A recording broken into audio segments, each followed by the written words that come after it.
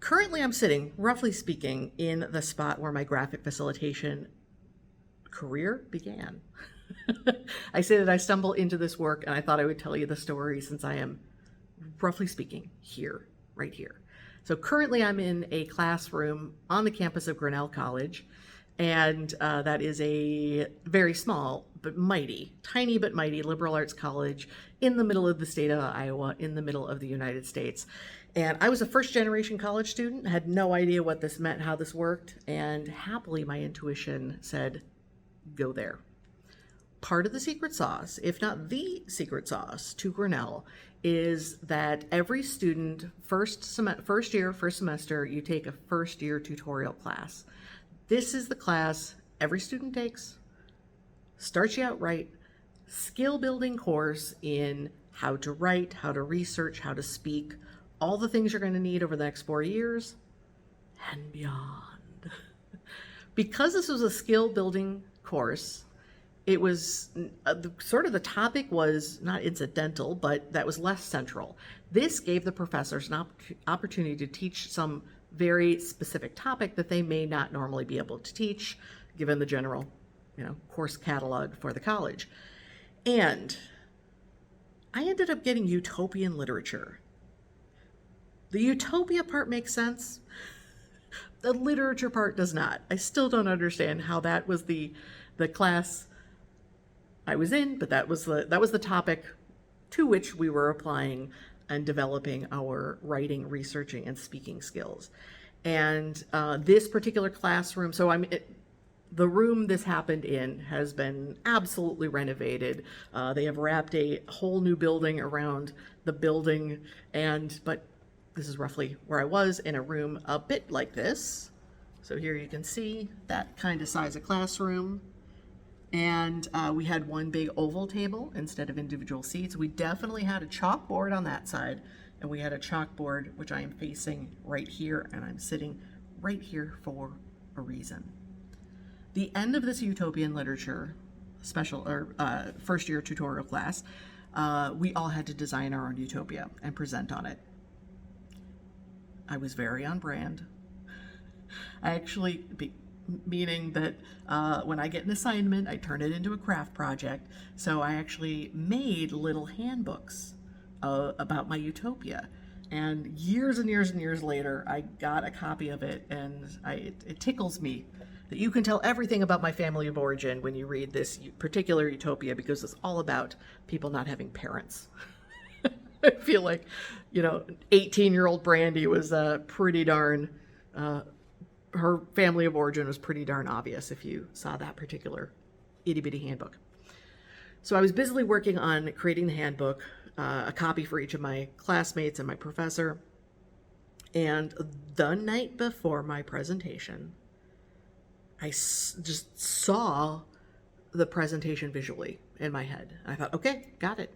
So the next morning, bright and way too early, I head into class to give my presentation that day, and I draw out my presentation at the same time I was speaking it. So I was at a chalkboard at this part of the room, and I was presenting verbally, and then I would turn around and draw, and then I would turn verbally, visually, verbally,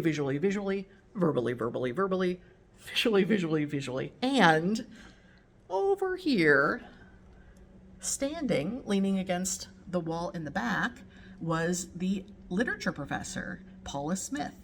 And she looked at me like I was an alien who dropped from the sky. Why on earth is this young woman drawing out her presentation? Now, there was nothing hostile or patronizing or anything about it. It was truly just this look of bewilderment, just like, what is happening right now? She certainly didn't stop me. And that was the moment. That was the moment where I thought, you know what? I know what to do. I'm going to draw out my presentation. And I did. So, that was the only time I did that in 4 years. We're talking, my college years were from 1992 to 1996.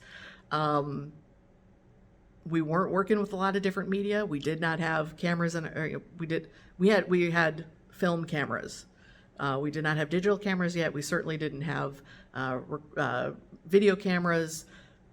Just to give you a little sense of how much time and how much technology has happened between that December 1992 moment and today. I'm recording this in 2023. So that was the first moment.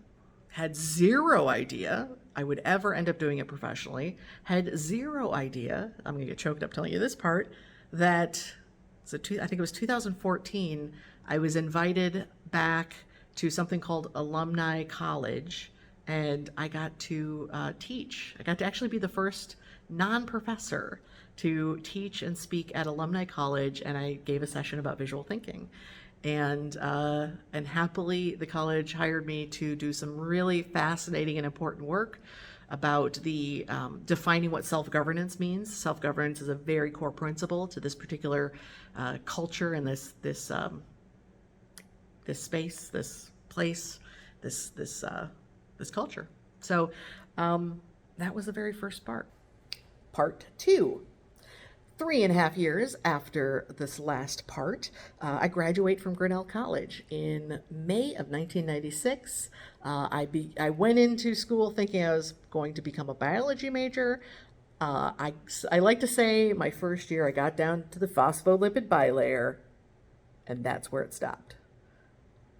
I changed to a studio art major to nobody's surprise. I focused on printmaking, on etching, and in retrospect, I understand that my love of biology was, 1, it was hands-on learning, 2, very much around taxonomies and systems and all this fantastic learning about these amazing organisms and their complexity and how they work. As a studio art major, I had my final critique with my printmaking professor, very contentious sort of way of teaching. Let's basically kind of grind you down and see if you survive kind of vibe.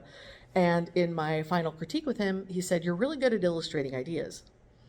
And at the time, because of that contentious relationship, I thought, okay, this is him saying, you're not a fine artist, but you can be an illustrator. That was just sort of an observation at the time. That's what I made of it at the time. And toddled off to Chicago, got a retail job in art supplies, and about 4 months later realized the kind of human I was working for was not the kind of human I wanted to work for, and went out in the wonderful world of temping. So one of my classmates was working for a temp agency, placing folks, and she had seen a space, and she called me up and she said, "Brandy, I've got an opportunity for you." And I said, "Well, I don't want it. I want to temp. I want to do my thing. I don't want a full-time job." She said, No. This place is you work at this place and it's a 6-day contract and it's very Brandy." All right, I'm intrigued. I show up for this interview. Now, this was a brand new office space designed to run change management workshops. Management consulting company, using IP, using wonderful process from another company, running change management workshops for their clients. Now, I'm 22 years old. I don't know my ass from my elbow. I don't know what management consulting is. I don't know what change management workshops are. None of this. But I show up for this interview, and I'm talking to this lovely gentleman, and I'm looking around this space that is filled with these dry erase walls that are all mobile. And we're not talking like a rolly wall that you're used to. We're talking like true furniture that is dividing up the space, and all of it has dry erase surfaces on it. And there's all this fascinating mobile furniture, and something's happening. Something is very interesting about this place. And as Alan was interviewing me, I mentioned I could draw, and he lights up. And he goes, "You see that person over there?" And he points like halfway across the space where there's somebody drawing at one of these big dry erase walls.